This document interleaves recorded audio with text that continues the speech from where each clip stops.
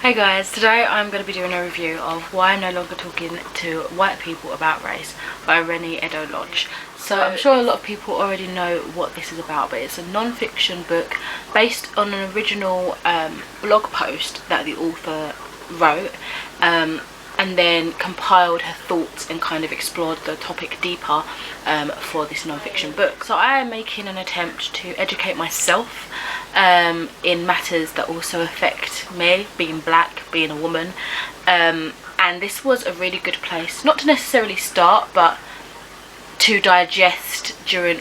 I don't read a lot of non-fiction basically, and I don't read a lot of history, even though I do enjoy history.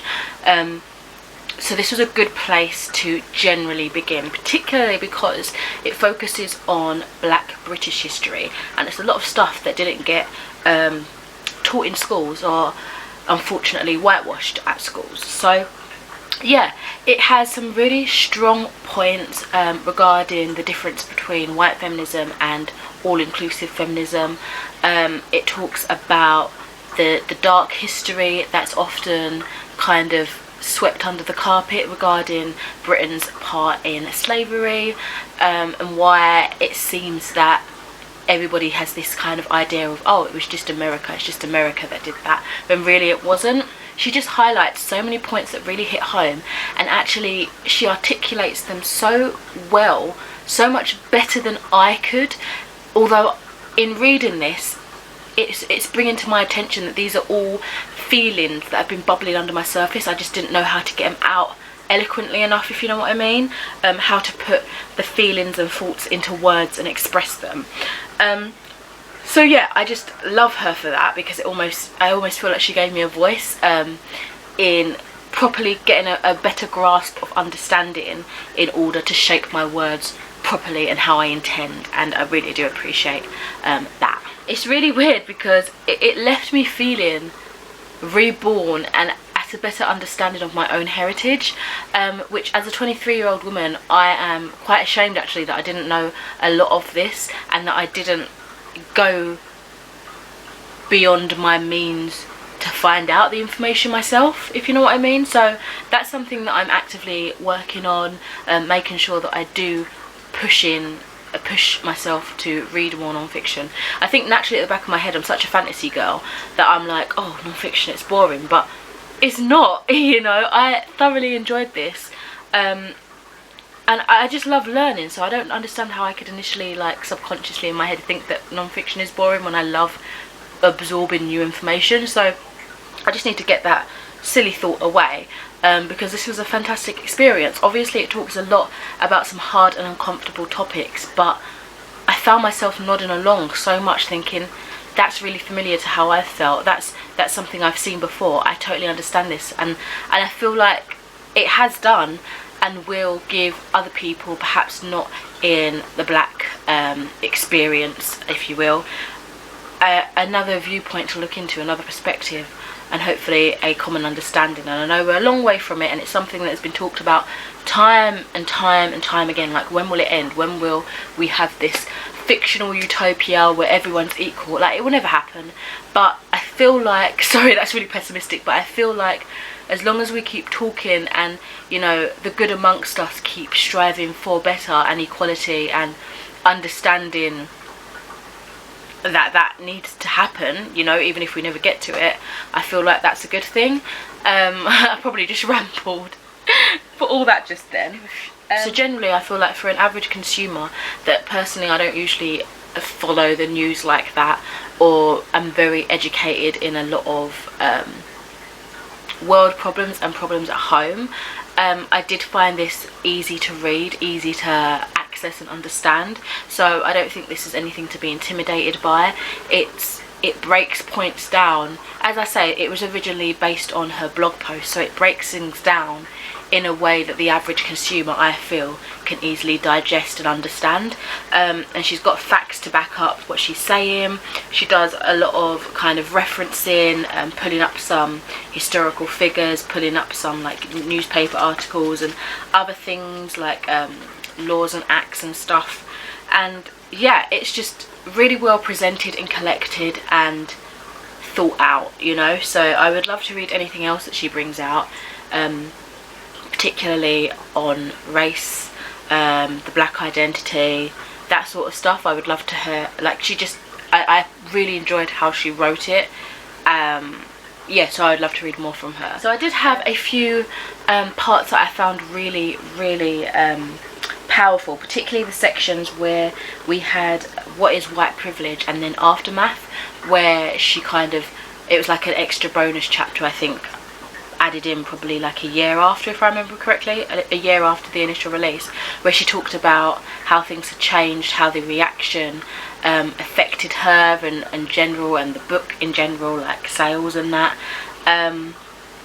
And yeah, it was very interesting to kind of get that insight afterwards, because it's all well and good putting something out into the world, but I find it very interesting to see the person that put that into the world reflect on the kind of response that it had been given. So yeah, I gave this a 5 out of 5 stars, and I do have a few quotes that I will pick. As you can see, I tabbed this one, something that I am doing a little more often now, which I'm really enjoying. The orange one at the back is just where like acknowledgements and stuff started, and like footnotes and reference links and things. Blue was, let me see, funny bits. There's literally one that I thought was kind of ha-ha funny. Yellow was sick, as in like I'm disgusted by this. Obviously there's a lot of things presented in this that I was disgusted by, but these are the more prevalent of the things. And then pink, there's a lot of pink, which was particularly spoke to me. So there was a lot of conversation on like interracial relationships and stuff, and obviously I'm in an interracial relationship, and it was just things that got brought to my attention, like possibly like things to consider when you have children, and what the families of both ends are like, and just lots of little things that you might not necessarily think about day to day, but is important when you're in a relationship like that.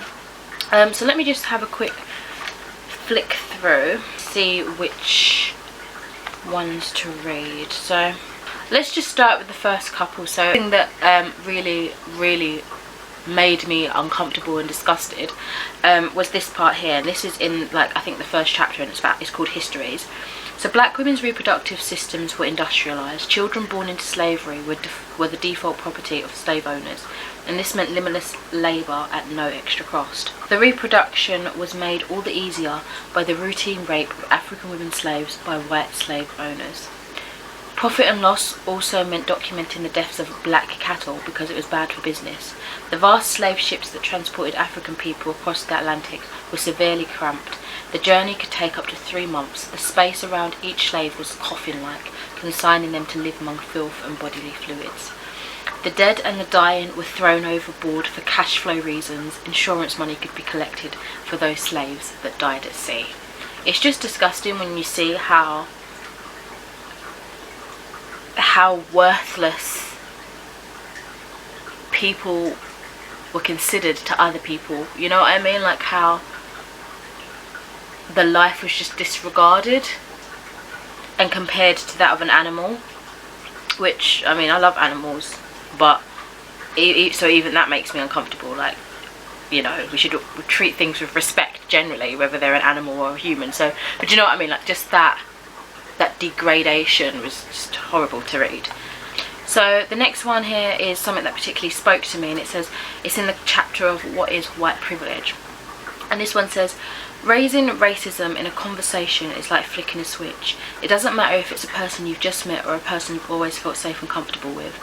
You're never sure when a conversation about race and racism will turn into one where you are scared for your physical safety or social position. And then this orange part, I forgot to say, that one there is interracial relationships that stuck out. So this is again in the what is white privilege section, which was a section that I found very, very interesting. And it says here that race consciousness is not contagious, nor is it inherited. If anything, an increase in mixed race families and mixed race children brings those difficult conversations about race and whiteness and privilege closer to home, literally, than ever before. No longer can the injustice be quietly ignored by switching off the news or closing the front door. And sorry, this one's a lengthier one, but she was basically talking to a lady called Jessica who is mixed race, and she said how the experience was enlightening talking to her. We spoke at length about white privilege and family and the messy and sometimes deep deeply painful nature of talking about race with your nearest and dearest because of the sensitive nature of your conversation. And the fact that she still has to maintain these relationships. I've changed the name for the purposes of this book. I'm not going to read all of this because obviously it's a long passage, but basically these are difficult conversations to have. It's quite raw, she says. I've grown up mainly around my white family. The black side of my family has been affected by domestic violence, which has affected how involved that side of the family has been. For the majority of my 30 years until the age of 28, I just didn't talk about race in my white family. My mum's white and my dad's black, and really both my mum and my dad have brought me up in a kind of colourblind way. Unlike me, Jessica can't choose to just stop talking to white people about race. She doesn't have the option of desensitising herself from these discussions because her mum and half of her extended family is white. And that particular passage, there's more to it, but it was so interesting to read, and how they still, a few of her family members still say racist stuff, but it's like, I don't know if I've misunderstood, but it's like they feel like they can get away with it, or they don't even notice that they're saying something, if you know what I mean, which is sad in itself. And then this is a little bit more about interracial like relationships and stuff. It makes sense that interracial couples might not want to burden themselves with the depressing weight of racial history when planning their lives together, but a colourblind approach makes life difficult for children who don't deserve this carelessness. It seems that in the same way long-term couples might discuss marriage, money and children, couples of different heritage must discuss race, what it means to them, how it currently affects their lives and how it might affect their future children's lives. In among the ending racism confetti being strewn upon mixed-race families is the suspicious eye of busybodies who can't quite understand the setup. Our demographics are changing faster than our attitudes, and it's causing confusion. Anecdotally, I hear from adult children and other mixed-race families who tell me that as children they've been stopped and questioned in the street when out with their parents and have endured insults and slurs when their family is travelling out as a group, the tamest one being Rainbow Family.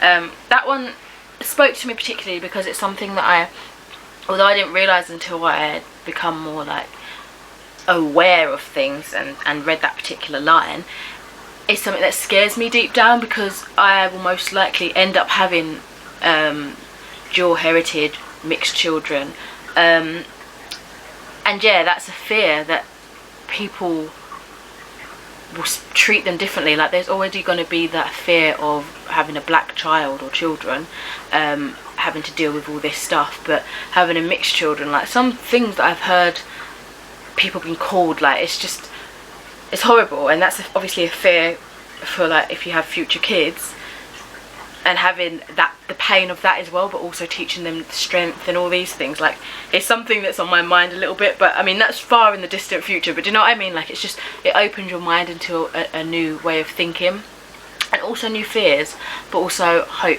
and you know, just got to do what's right.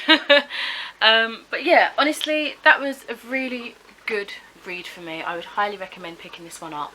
I loaned it to my friend. I've got another friend that wants to borrow it, and yeah, I've tabbed the heck out of this. It was a very great read for me, one that I'm still thinking about, and a lot of the topics I'm still thinking about I've isolated, and I'm looking for books particularly about specific things that I want to learn more about, you know.